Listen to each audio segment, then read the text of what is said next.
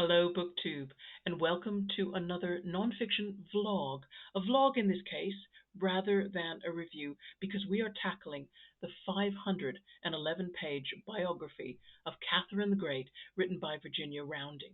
As of today, I've reached page 168, so that's about a third of the way through the book. And with these longer works, it made sense to me to increase the amount of time that I present because you need a better sense of the detail than, and it would otherwise get lost in my usual 13 to 15-minute reviews. Today, we're going to focus on the prologue and the first 7 chapters, which take us from the birth of Catherine until her coronation as Empress of Russia.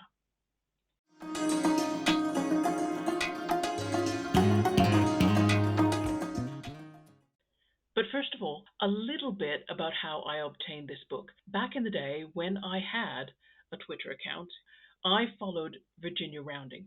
She was researching and writing Catherine the Great at that time, and I suppose I bought the book because I really enjoyed her Twitter feed.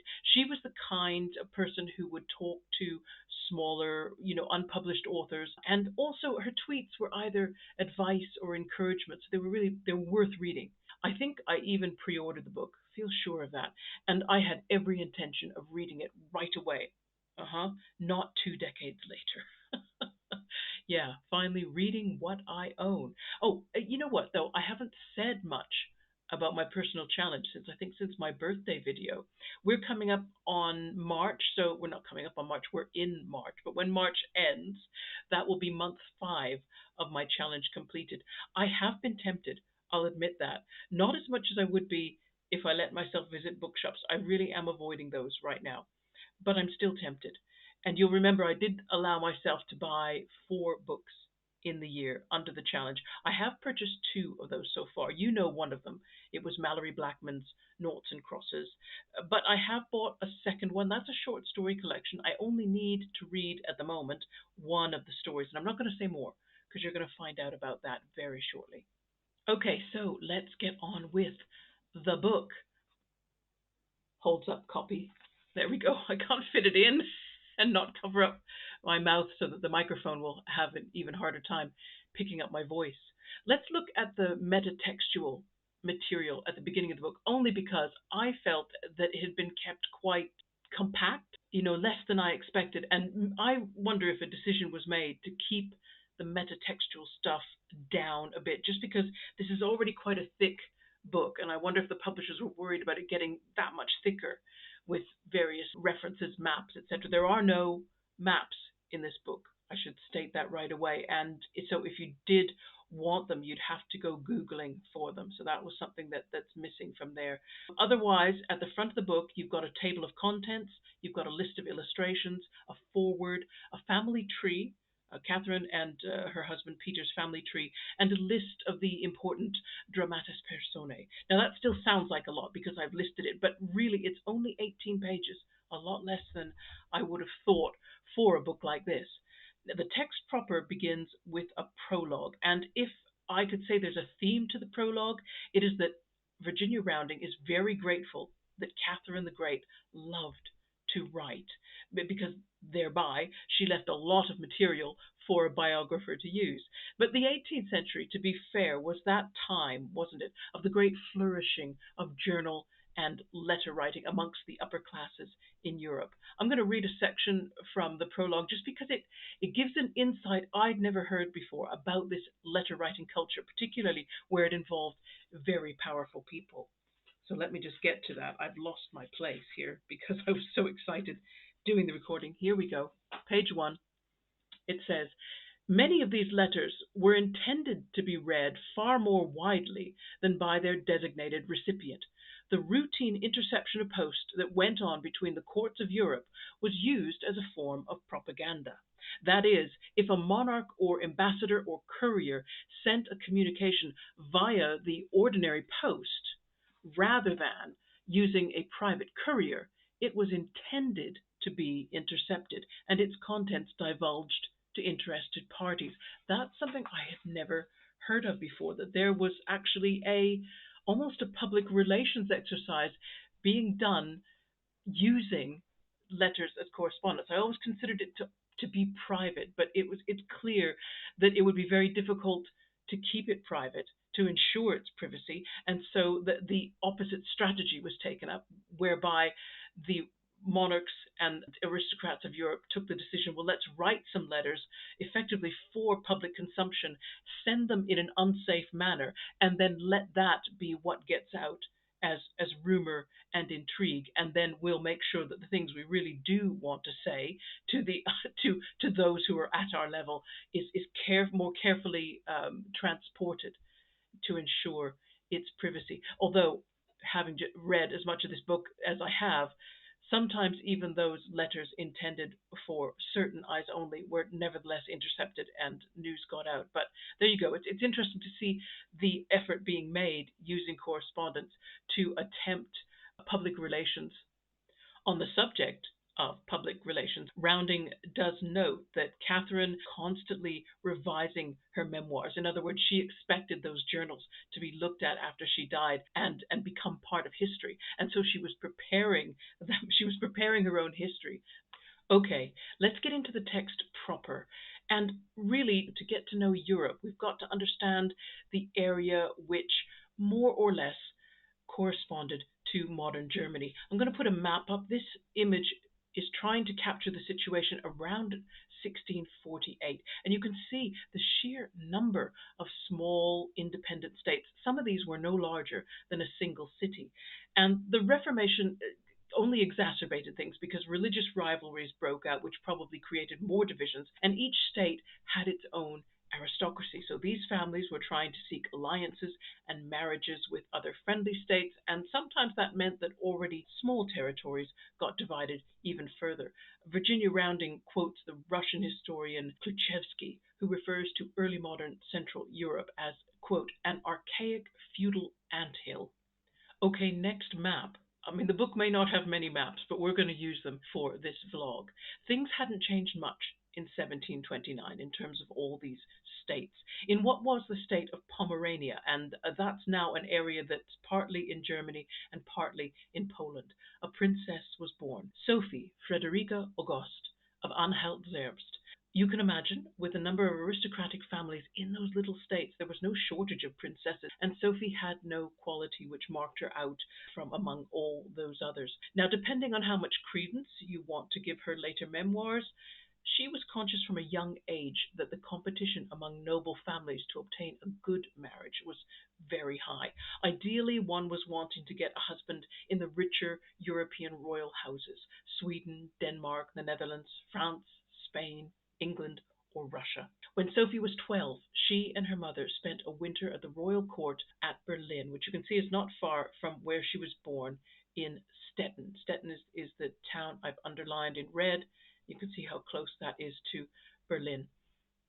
And it was at the court that Sophie met her second cousin, Karl Peter Ulrich.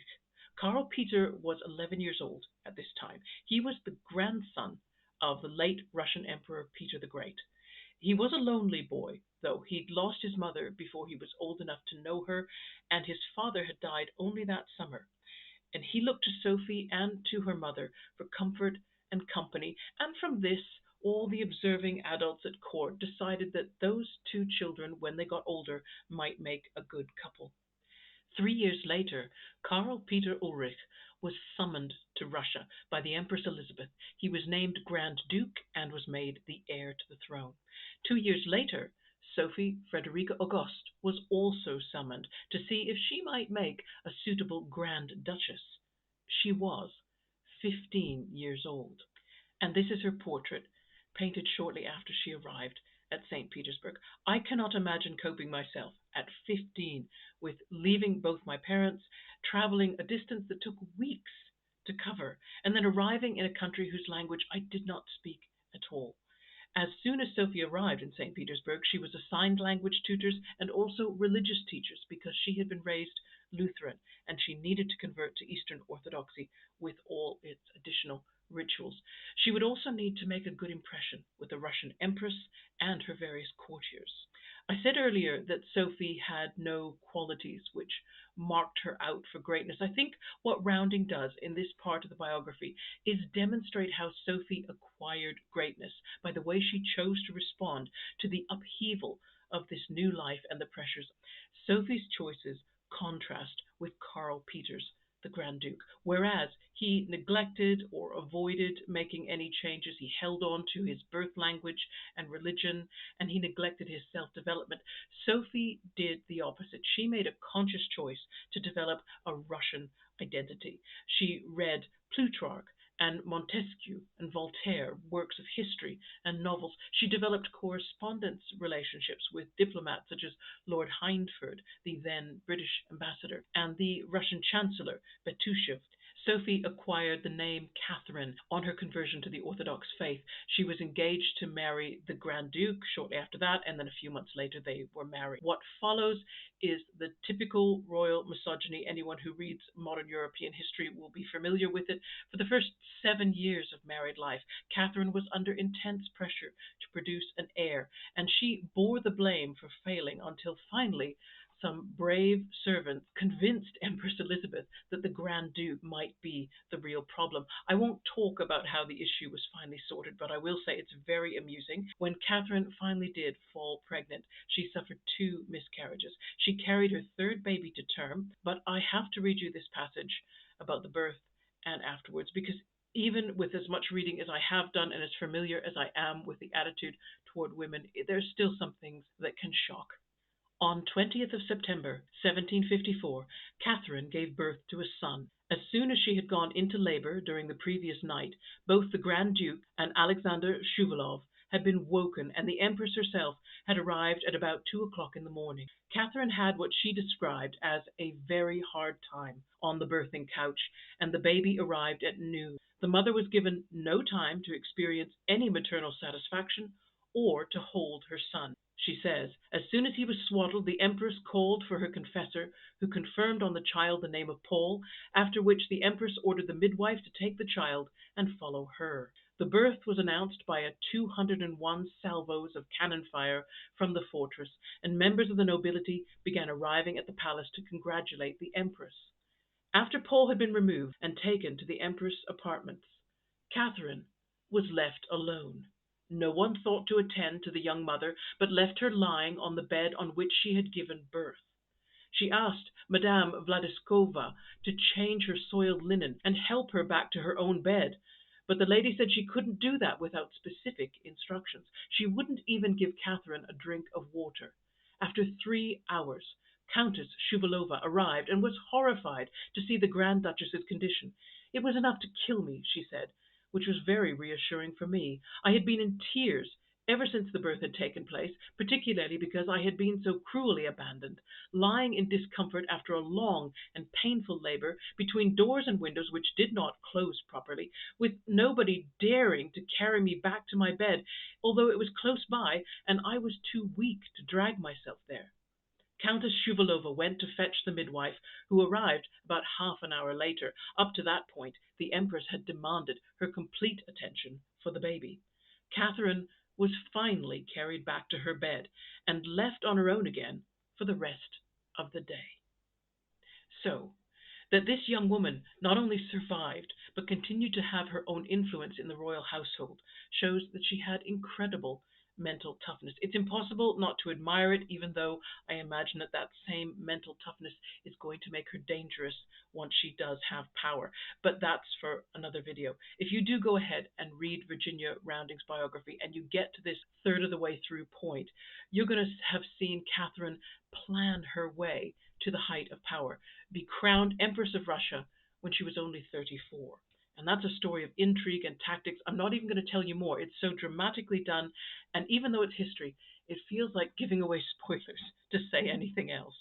In general, there are 2 things that I want to say about Rounding's biography. At the beginning of the book, I mentioned this. She included a 5-page list of important names. Now, that was a list I thought I would need to consult. Years ago, when I first read War and Peace, it also had one of those lists of names. Very handy. I was looking at that list all the time. This one, however, I haven't. No, I needed it once. And unfortunately, I had trouble finding the name. I could make my own name list. I've done that. I use a spreadsheet because it's very easy to search. But what I'm trying to say is there must be some quality to Rounding's writing, how she chooses to structure and present her information. I'd have to analyze it more closely and produce textual evidence. So don't take my word as gospel, but the way I felt was that Rounding was careful not to crowd her writing with names. I did not feel like I was meeting too many people too quickly.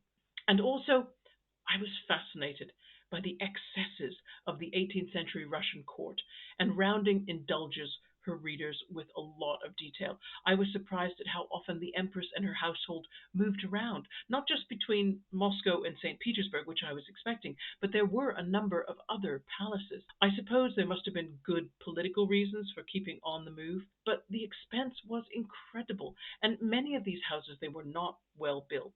They were drafty. One house was so poorly constructed it just collapsed, and another burned down while Catherine was staying there, and she just got out in time.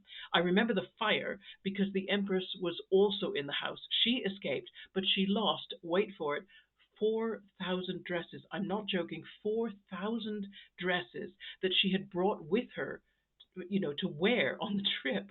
It completely different world. And that's my impression of the biography so far.